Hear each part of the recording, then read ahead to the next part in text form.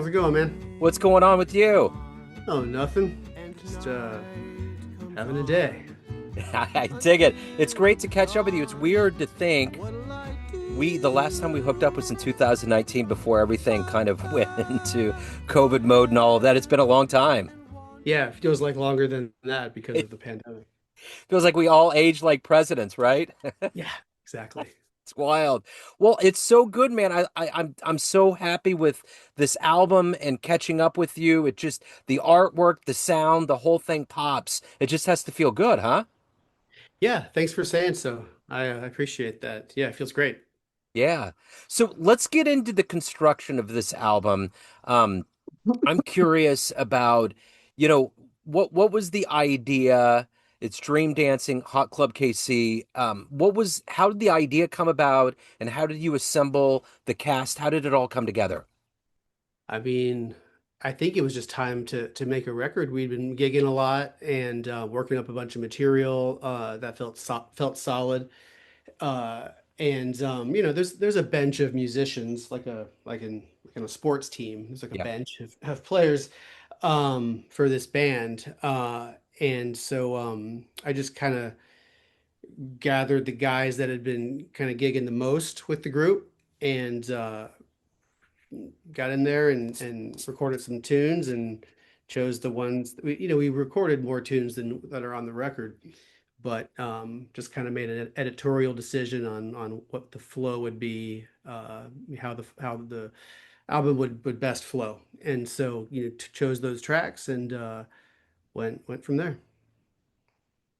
So talk to me a little bit about what the reception's been like. How has the reception been? What's been kind of the reaction so far?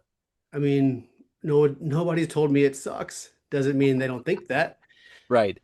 Yeah, man. I mean, it's we had a really great album release event at Black Dolphin, maybe week and a half ago, 2 weeks ago, which kind of subsequently led to us having a whole year's worth of gigs booked there now. So that's kind of cool and appreciate. I didn't see that coming, honestly. I wasn't sure how that would play out, but turns out we had a great time in that room, and I guess we'll do some more. We've already had one gig there since the album release. So yeah, I mean, I think the reception's has been pretty good. I peaked at the um, play count on Spotify at one point. It was pretty good. So I don't know. It's out there now, and we've got a record, and you know how it is. On to the next thing, right? Yeah, well, that's the thing. Once we get together and start talking about it, it's already the rearview mirror. You're just revisiting. And what does that mean to be able to revisit it? Because it's like musicians are like a fluid line. You're always moving forward, you're evolving to the next place. To come back and do a rendezvous on this project that obviously took countless hours. How does it Yeah. feel to come back to a project and to kind of revisit it? I mean, I wish I enjoyed it more. I I just sort of sometimes all I can see is the work that went into it, and then my focus becomes more on what the next creation, Yeah. is or should be. And then let everybody that wants to enjoy the music, or refer to it for whatever reason they want to refer to it and listen, but and hopefully enjoy it.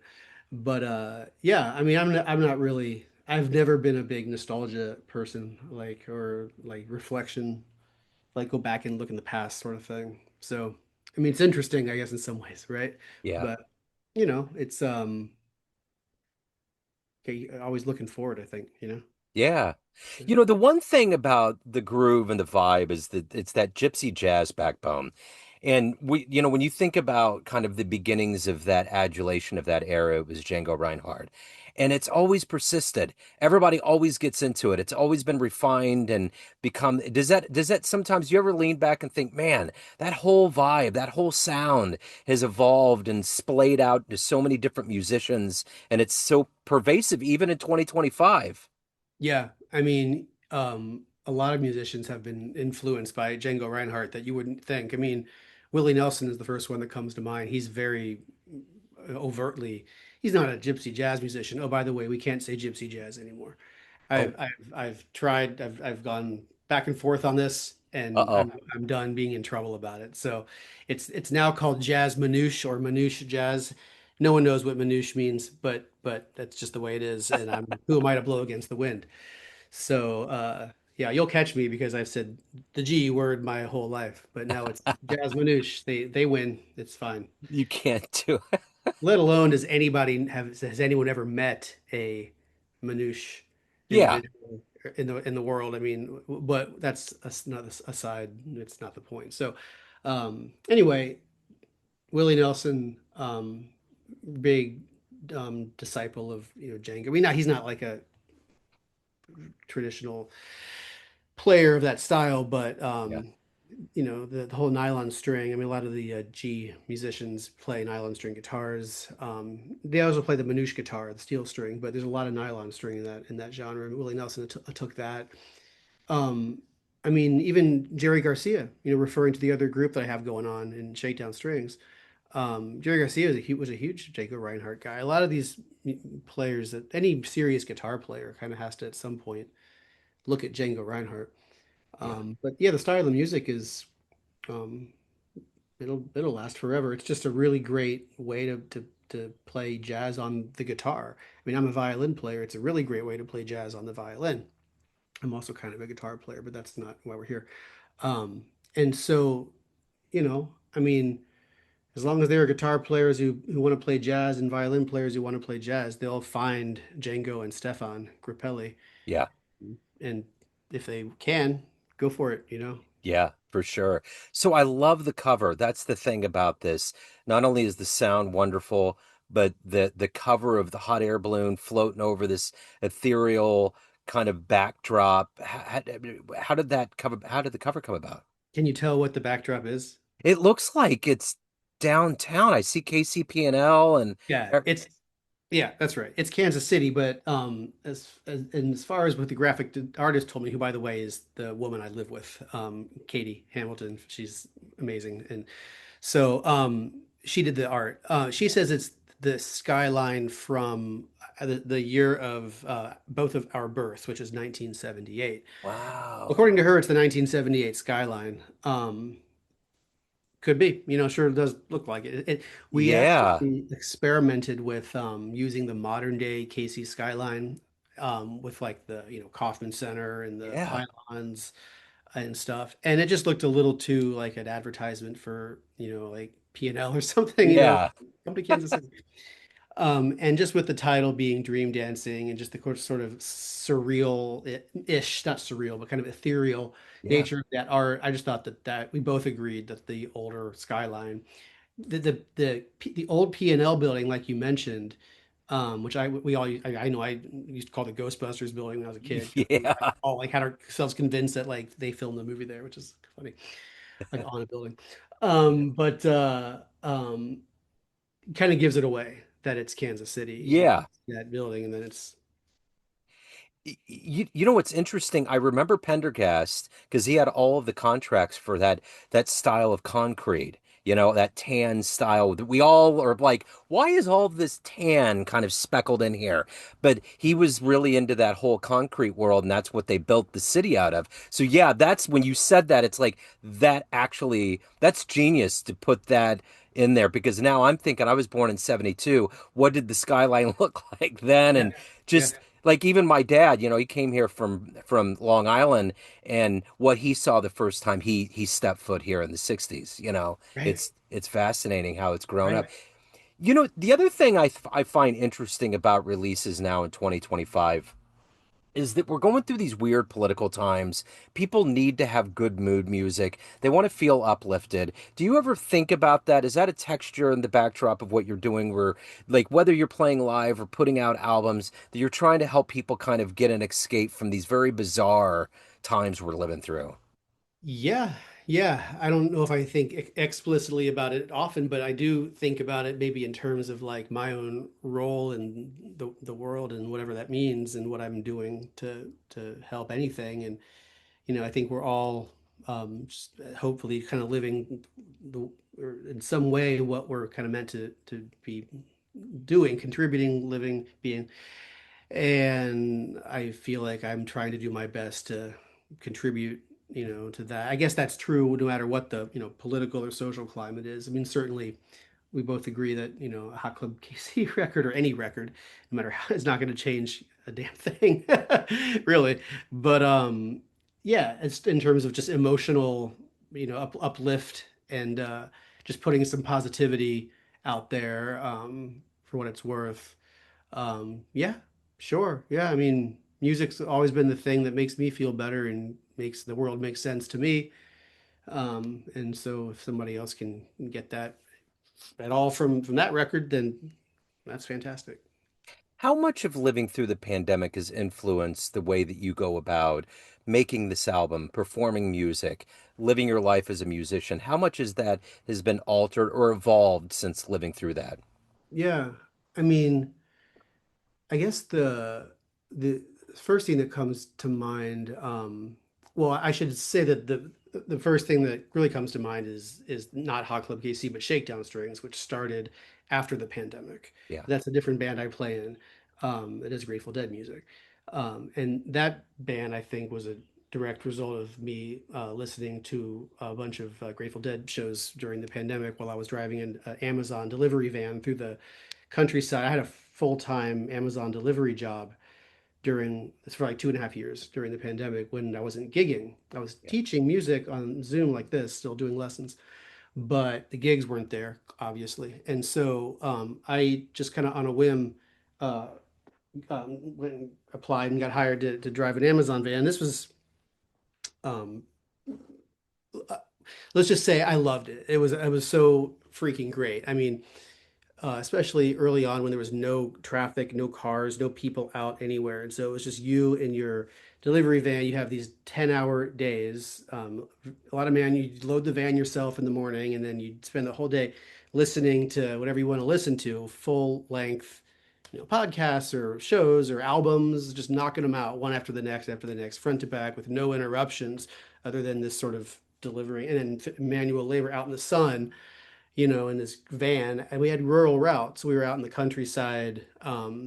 We weren't in the like suburbs or city at all. And so I was out in the farms and the open air and watching the seasons change over the months. And that was sort of and very impactful actually on me. But one of the other things that happened related to Hot Club during the pandemic, it also related to Amazon route was I was driving the van one day and decided I was going to start taking singing lessons, which I started to do, and then started to sing in Hockland. We have an amazing vocalist, Riley Voth, who's a lights out, like really gifted singer, and he's the guy. But I started singing too in Hot Club KC, and then that kind of led into sort of singing with shakedown strings. And that just adding vocals, at least for me, just adds a dimension to not just to the music, but just to my personal experience of the music. Instead of just playing violin all the time, it's like I get to break it up with we got like a new instrument. So that's the biggest thing from the pandemic, really, is the vocal stuff that came out of it, and then shakedown strings as well. So. Yeah. So did you listen to new music? Did you delve into what were you doing? And did you audiobooks? Was there anything that was I listened to the entire Harry Potter series. that is so weird that you just said that right now. Because my day job is an IT technician, and there's a lab that I walked into that we're putting together, and I was just in there, and I was like, I listened to the very end of the last book in this lab, and I listened to the whole series probably about 5 or 6 years ago. But the dude that did it, it was so well done. It was, Yeah, he's great. yeah, Dale, Jim Dale, yeah, Jim Dale. Yeah. yeah, Yeah, it's amazing. Um, yeah, I read the first book 20 years ago and then never went on. yeah, And then saw like, I didn't even like the movies were not interesting to me. And then, but I listened to all of it and was blown away. yeah, Totally amazing. So yeah, I listened to the whole Harry Potter series. I did The Hobbit, which I hadn't read in forever. yeah. I did some I did The Invisible Man. Probably I'm forgetting something. I read some books, yeah. And then uh um Really, I think well, I got really into Mahler symphonies, which I'm so, Nice. yeah, Gustav Mahler, the late 19th century, very early 20th century German symphonist, classical composer, the greatest symphony writer of all time, Yeah. uh, all things considered. Well, anyway, but on a weighted scale, you might say Beethoven, but Yeah. anyway, so I was listening to Mahler symphonies. That was amazing. But I'm going to go back on the thing I said about nostalgia because I actually ended up listening to a ton of bands and records like from my youth that I had not touched or thought about, like hair metal bands, like Yeah. stuff like the 80s and stuff like that that I was into when I was a kid. And because, I guess when you had those tapes at the time, they were tapes, cassette tapes, you'd listen to them and then the tapes went away. And then I never listened, but now you can stream everything, Huh? obviously. Yeah. And in my normal course of the day, I'm not like streaming, Poison. Yeah. Right. But if I'm out there in the middle of nowhere with many, many, many, many hours to kill, I say, hey, I wonder what that records that was really into when I was 9 sounds like now. Yeah. So I'd listen to a bunch of old shit that I hadn't listened to in forever. And that was cool. There was a there I got we got my wife was really into that hair band phase, and there was a Hulu documentary that started out with Tommy Lee knocking on the door, or maybe it was Nikki Sixx knocked on the door of the Whiskey a Go-Go, just begging to get in there, and then it was like the beginning, and then it was like that was the beginning of that era of rock and how it went, and then we branched out into yacht rock, but it's amazing how all of that stuff started and evolved and became this phenomenon. But all of the hair metal dudes were all like haggard and beat up and whatnot. But the yacht rock guys are all like, I'll take another cup of coffee, and they're all bright and shiny. It's just the lifestyle was hardcore, man. Just dressing up like that all the time is to Yes. take years off your life. Yeah, Like absolutely. hairspray and makeup and leather and spikes and crazy crap all over your body. And then the music was so like high energy, Yep. good or bad. But anyway, yeah, so that was all pandemic stuff for me. Yeah. So at the end of the day, what are you ultimately hoping the listener gets from this album? I mean, that's a good question. I'm not sure that I have a mission statement Yeah. for it. It's not really it wasn't really re produced in that way. I mean, I can see how projects would be produced in that way, but for me, it was just about bands make records, musicians record. It had been a long time since I'd been in the recording studio and done anything like that, and we were ready to do it. We had a project that had been, I don't say road tested, but definitely gig tested. Um, and I went and visited, Dwayne at Weights and Measures and really loved his setup and remembered Dwayne from back in the 90s with Season. And Yeah. I was here for that and stuff and was eager to work with him. And he was great. And so, it just felt like, we're going to record, Yeah. you know? Yeah. Yeah. So if anyone want, I'm sorry to interrupt. There no, are you're good. two original tracks on the record. Okay. I mean, it's not like we're reinventing the wheel with the standards, Right. covers or whatever. I mean, it's not we're not doing anything super ambitious with those. We're just kind of playing them in our style and our way and with our particular voices. But there are two originals. They are both instrumental. It's the first track on the record, Renji, I wrote, and then track I think it's 7, I believe is Ghosting. I also wrote. Um, and actually, both of those did come from the pandemic. There's a whole batch of songs that I sort of wrote during the shutdown. Yeah. I'd get up in the mornings and compose. And so we have a bunch of others of originals that I think we're going to record on subsequent projects. But it's nice to have original tunes on record as well, Yeah. you know? So, one of the things that we learned as an outgrowth of living through this pandemic is there's better ways for musicians to benefit from their work. Where's the best place for people to pick up a copy of this? Is it Bandcamp? Well, thanks for asking. I didn't use Bandcamp. I Okay. went through CD Baby, Okay. like I did, 10 years ago with my last project. And then so it's just streaming on all the major Okay. platforms. It's on Apple Music and Spotify and YouTube Music and whatnot. We have a Here Now page. It's one word, Here Now, and then it has the whole has links to every streaming platform. I kind of use that as the splash page if I need to send something. I don't know what they use, Spotify, Apple. Here's the Here Now link, and then everything is on there. I know Bandcamp is great, and a lot of my musician colleagues love it and put out in Bandcamp. I just wanted to go so not mainstream, but just so anybody and everybody can get it Yeah. easily. Yeah, for You sure. know, Yeah. No, I because dig it. I think most people aren't on Bandcamp. I mean, Yeah. audiophiles or whatever, hardcore music, independent music, lovers and stuff, obviously.